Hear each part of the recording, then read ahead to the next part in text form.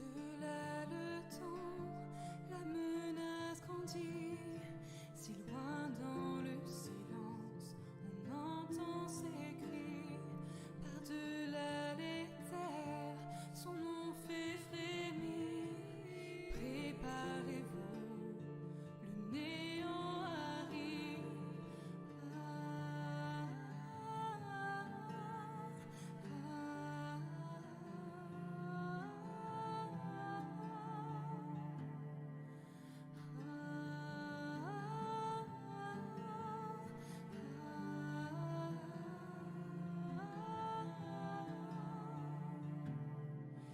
Les gens ne se trompent point, de la peur il se nourrit. Ô grand guerrier, je prie pour ta vie. À chaque eau, fuyez mes amis, le néant est ici. Ah, ah, ah, ah.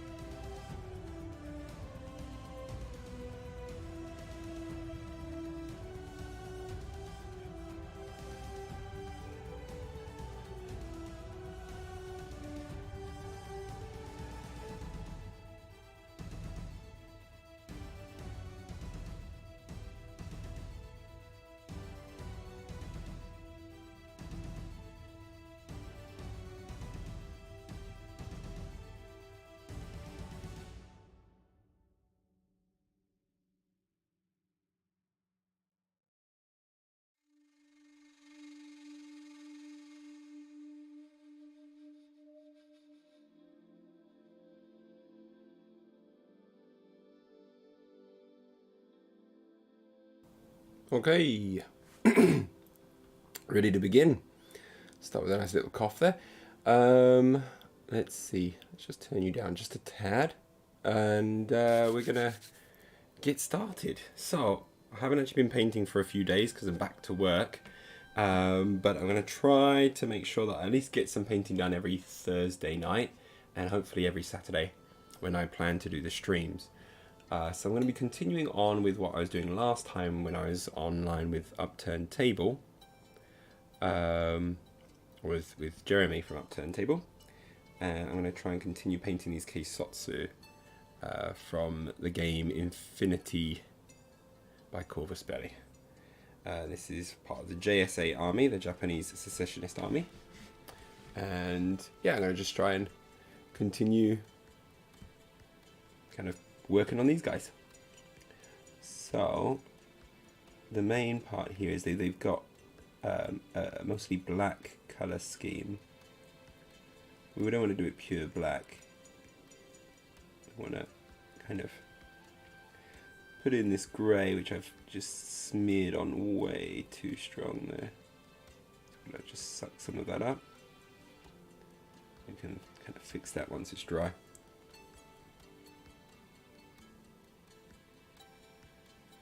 A bit too thin there and too much on the brush. Great start, great start. I'm trying out these brushes from, is it Zokemura, but I'm not too fussed about them, to be honest. They don't feel particularly great when I'm painting with them. They're kind of okay in places, but you can see there's like already like a fraying strand, which is really bugging me.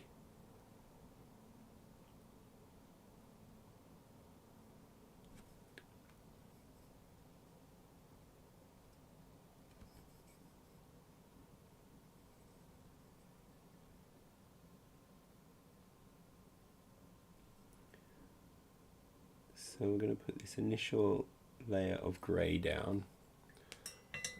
Tell you what, I'm going to change my brush because that's driving me nuts. Might even use my larger number 2 brush here.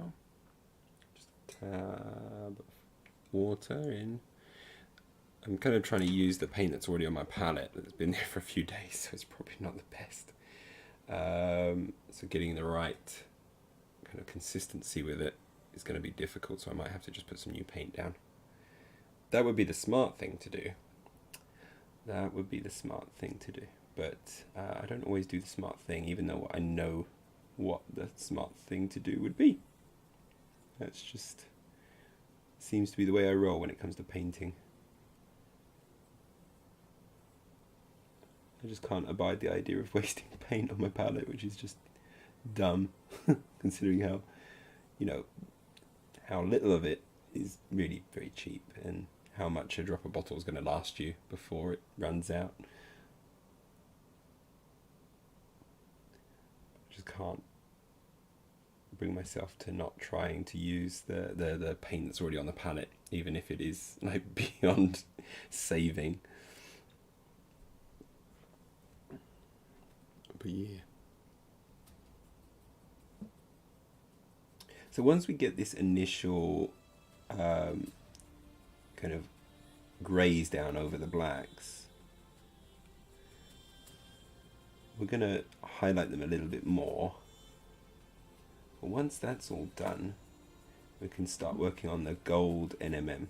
So I get a whole bunch of like gold NMM across the model. So I'm going to paint things dark brown to get the colour we need.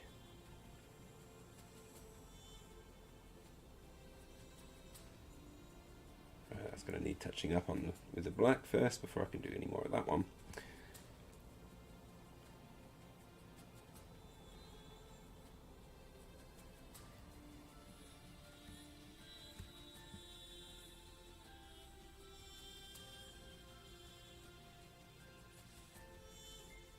Right.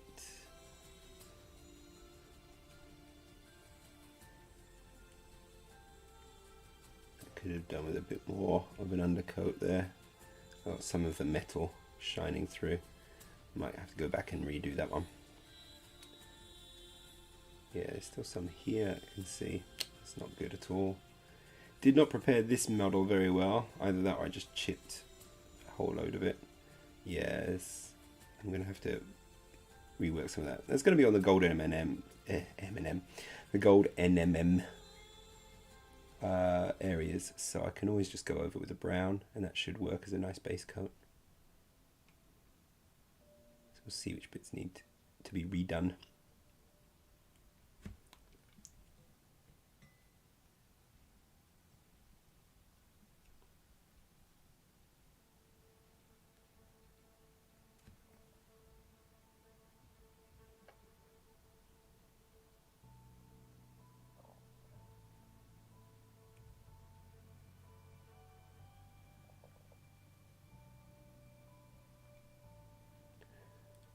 So we'll just keep working on this guy, see how much we can get done today.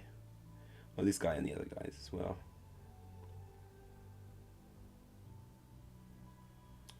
Just doing a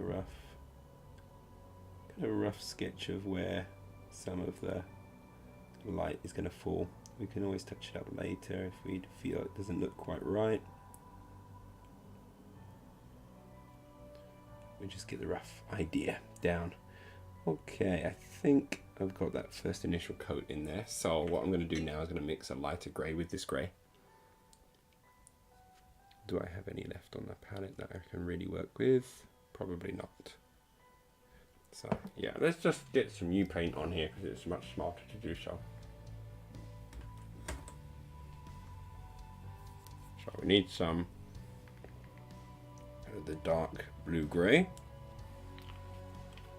And that is Vallejo Dark Blue Grey.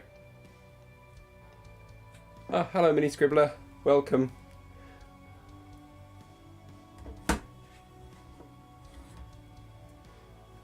Thank you.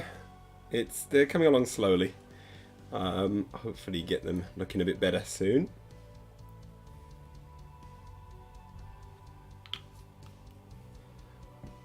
But we'll get them there.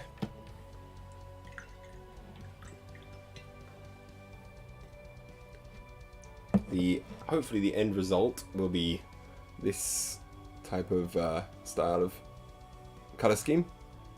So we're going to work towards that. So the next bit is just mixing a little bit of my cold grey. You probably can't see it actually there. I'm just going to try and show you on the palette there. Half and half of cold grey and dark blue grey just mixed.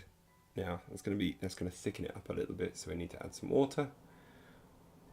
Get it a bit thinner so that we can kind of get a bit of a better blend going. We don't want it too thick.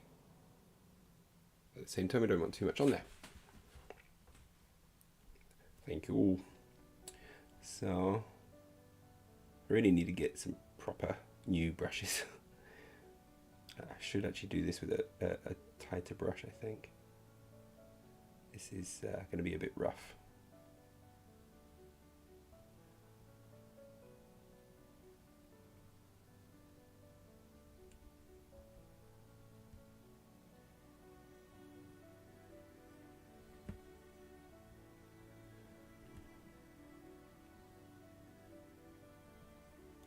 But in some ways, because it's quite watery, but on a brush with a fairly big reservoir, it still kind of just naturally spreads and blends quite nicely on this brush, even though like I'm not being very exact.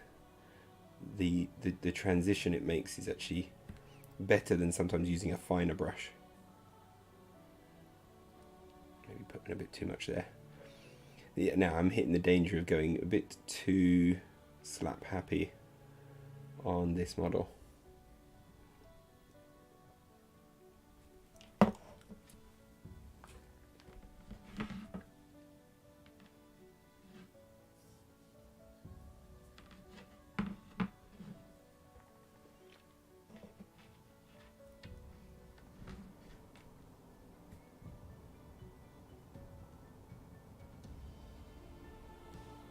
go.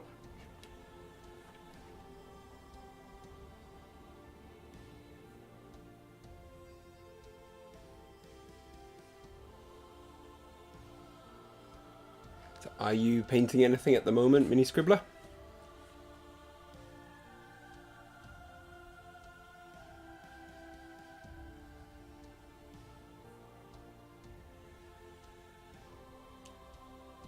Ooh, I'm being a bit rough with this.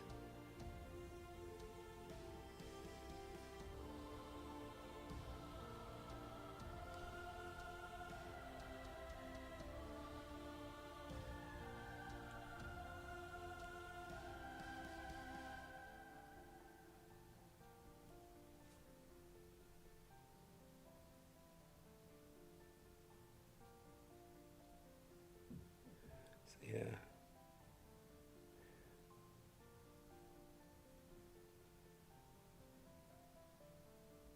Okay, okay.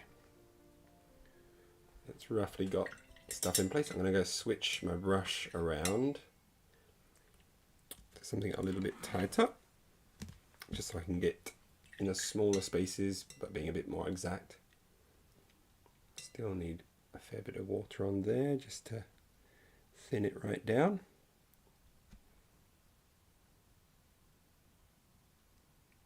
And then that should be okay. Oh, lovely. I do like painting busts. There's something really special about painting a bust. And they're a wonderful challenge and very relaxing as well, I've found. I don't do it often. Not as much as I'd like. The problem is here in Japan, buying busts is really, really expensive. What bust are you working on? I've only done a few in the past. There's the one that's always on my my channel poster, which is the Boromir one. I forget which company did that. And I also did a Lawrence of Arabia. Lawrence of Arabia. Oh my god, my head just decided to forget words.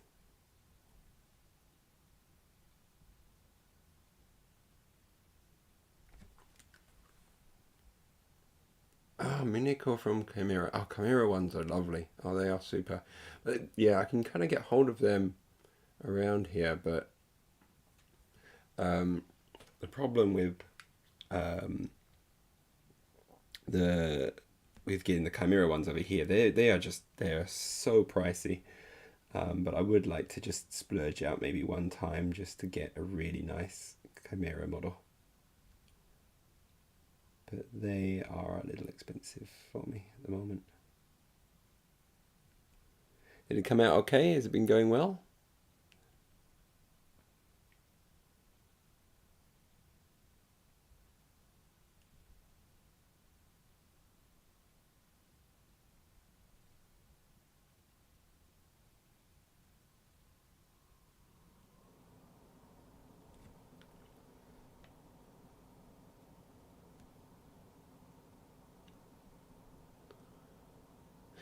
Yeah, the thing is, like, even if I buy online, um, just shipping to Japan is often the issue. And then you get sometimes the random import tax put on things. So I used to buy a lot of all my Infinity miniatures I used to buy online, but then I'd often get hit one either by heavy shipping or by import tax, and it was just painful. Luckily, there is a place in Japan that's selling Infinity models at very reasonable prices, and you know you're not going to get hit by import tax, and if they have it in stock, you're going to be having it in a day. So it's actually it's okay now to get like Infinity models without being scalped somewhere or anything like that, just because of this one site that does really good pricing. Ah, yeah, I bet. I bet. I imagine in Australia though you also get a few more choices in the way of like perhaps shops and online retailers and things. It's more of a hobby, more of a... Oh, thank you very much for following. Sorry, that's great. Thank you. I imagine you kind of have a bit more choice in shops perhaps as well, for being able to find at least a better price. I know that the prices in Australia are flipping nuts as well. I've seen the GW stuff and I'm like, oh my God. That's crazy. I am sure it's probably similar across any kind of miniatures you're buying. But I must say, buying yourself a nice bust once in a while is definitely worth it, because they're just lovely. I was very lucky to get to paint a 75mm model that one of my co-workers had bought in a Kickstarter, and it arrived, and then they're like, oh, I don't know how to paint this. And I kind of like, they knew that I was painting a little bit, and they asked if I would like to do it, and I was more than happy to paint it. It was so much fun, and it was so cathartic painting a larger model. There's something really, really nice about doing it. It's great. Do you have busts are pretty much all you paint. Do you have like an Instagram or anything like that where you kind of share it on social media at all? I would love to have a look at your work. I love seeing what other people can do, and then getting sad at the quality of my own work. I like to beat myself up mentally. It's what drives me to be a better painter. So like seeing other people's work. I know like sometimes looking at other people's work can sometimes be sometimes inspiring and then sometimes disheartening. I try to stick towards the inspiring side of things when I'm looking at work, even though it's like, oh, so much better than mine. But it's always I think as long as you have a healthy look at it as like, okay, that's going to drive me forward, then it's not too bad. Just depends on your outlook of things. Yeah, it is definitely good not to compare yourself. I try not to compare myself as much as possible. You can't really avoid it sometimes. But I try to avoid it and more look at, okay, that's where I want to be one day. So I should just buckle down, do some painting, and always I think the rule for myself is don't ever get into like one of those comfortable rhythms where it's like, you know exactly what you're doing, because if you know exactly what you're doing, you're probably not improving very quickly. To a certain extent, you're going to be improving some of your base skills, and that's good. But if you're not noticing any change in the quality of your work, then perhaps you need to change something up. You need to try something new to improve yourself even more. So like, my thing at the moment is I want more contrast in my models, and I want to build bigger contrast. I think I've probably got a little example. All right, cool. I'll look up your Instagram on in a moment as well. But like this was a model I did a while ago when I started my Shazvasti, and it was the Mentor. And I was very happy with it. I was pretty proud with how it came out. I was very pleased with him. But I recently got the Mentor again and did this Marksman's Rifle version, and I just kind of worked on getting like deeper, darker shadows and much brighter highlights just to create that higher contrast. And I really like how that higher contrast just makes a lot of the elements of it pop a bit more. So that was really cool. I love doing NMM. Yeah, NMM has been the thing I've worked. Yeah, that's good. NMM is great. Yeah, that was one of the things I was working on. Like, actually, these guys have NMM on them when I get there. Where was it? This one. But I pulled this model out. This was one of the early models I was working on with NMM. And I was actually looking at this going, actually, you know what? It's not that great. I remember actually doing it at the time and being really super proud of it. And now you look at it and go, actually, I could have done a lot better. I think actually in my banner as well, you've got probably one of my better works of NMM when I did the big Japanese robot dude, Daiokai. He came out pretty good. But yeah, I love working with NMM. It's fantastic. I haven't done true metal for a long time. Not since I painted Malifaux a few years ago. I've just kind of stuck with just matte colors for everything as much as possible, and that's worked out well for me. I've certainly improved more by giving myself some limitations. I think that's what really can help you improve. Get out of the habit of throwing washes on and things like that. So I try to tend to avoid ever washing anything and just working on layering so I can improve my layering skills. Because once you get those layering skills down, you can kind of create transitions with almost anything. It takes more time, but in the end, you can do more, and you don't dull colors that you do with shading.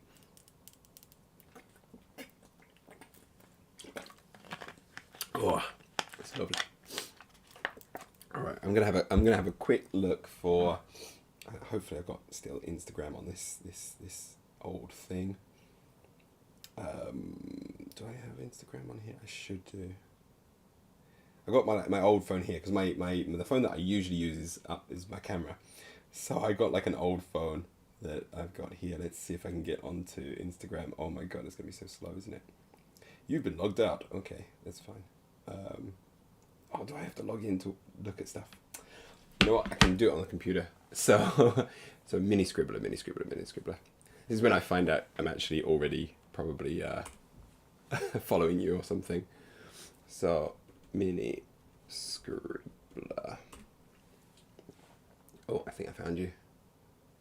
Yes. Okay, I'm following. There we go. Ah, yeah, this model is nice. Oh, lovely. Oh, that is super wonderful contrasts in there. And did you do all of the painting on the red cloth as well? Is that like some freehand flower work and things? That looks absolutely super. Liking that one.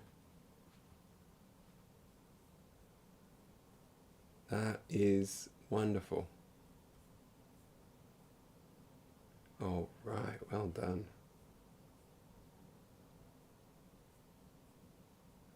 Oh, I'm going to enjoy just kind of scrolling through that later. That's super. Yeah, I'm going to be scrolling through your work later. That's really, really nice.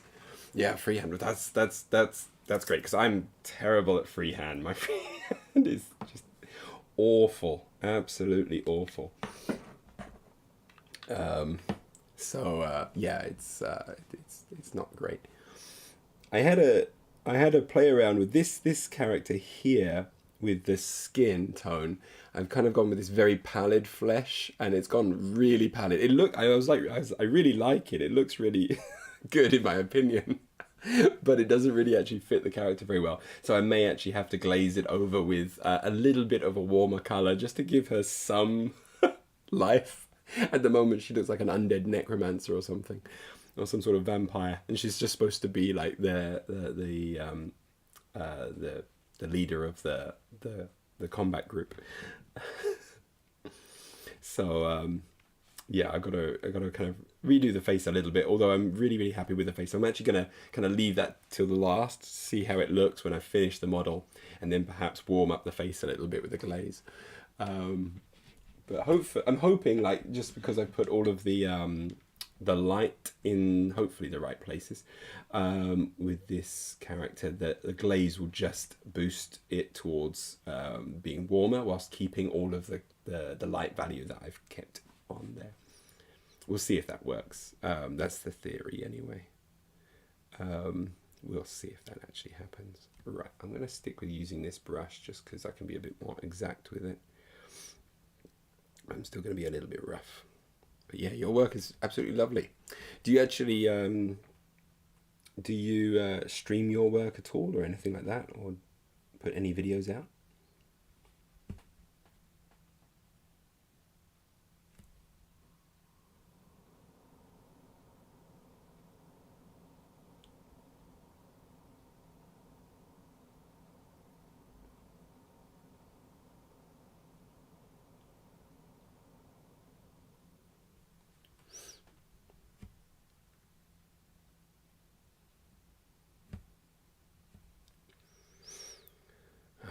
figure out exactly where I'm painting this one, because she's a Keisotsu, so this whole cloak here, I'm doing that in a yellow and blue color scheme. So this is another Keisotsu, not Keisotsu, Kenpeitai, here in this kind of style of garb, much brighter than the other guys, so they stand out on the field of battle a little bit. So just trying to figure out where I'm actually going to be putting all of the black is the thing I'm trying to figure out right now.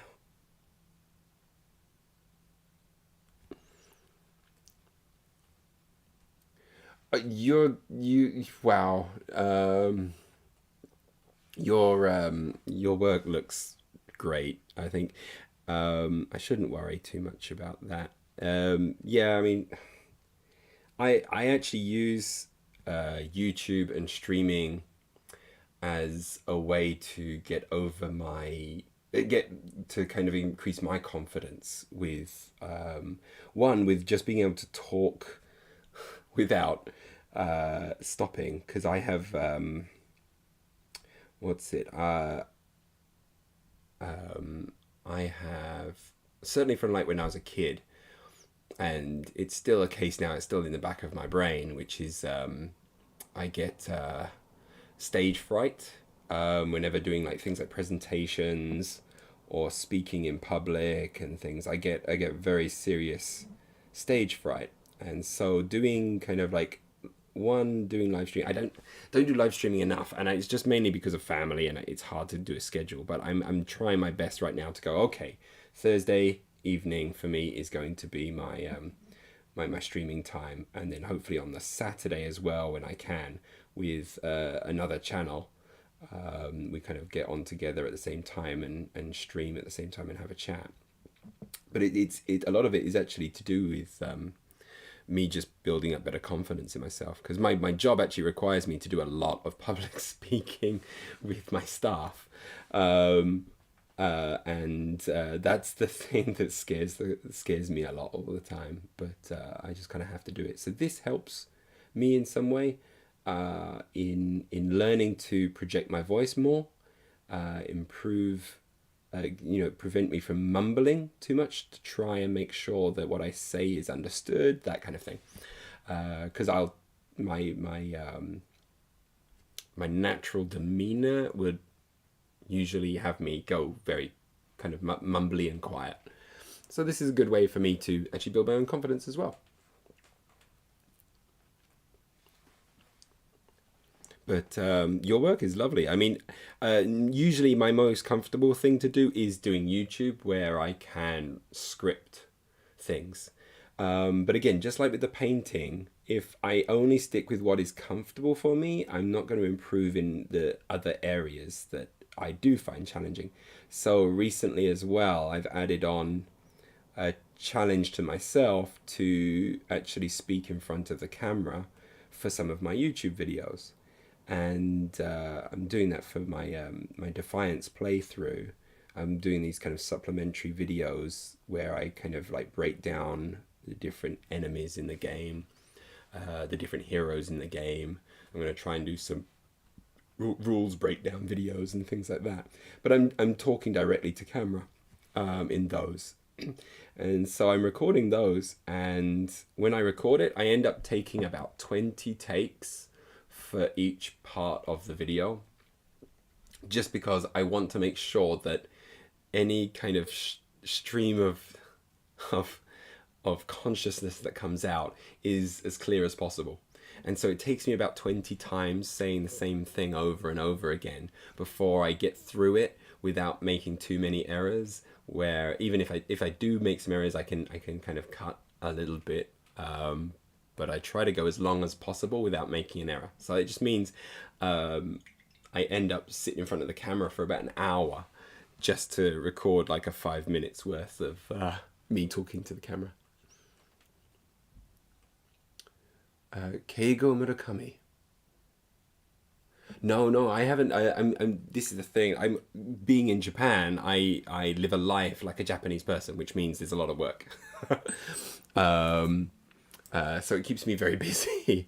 So I don't actually though I don't think I do know. So Keigo Murakami, I'm going to have a quick looky uppy for that one.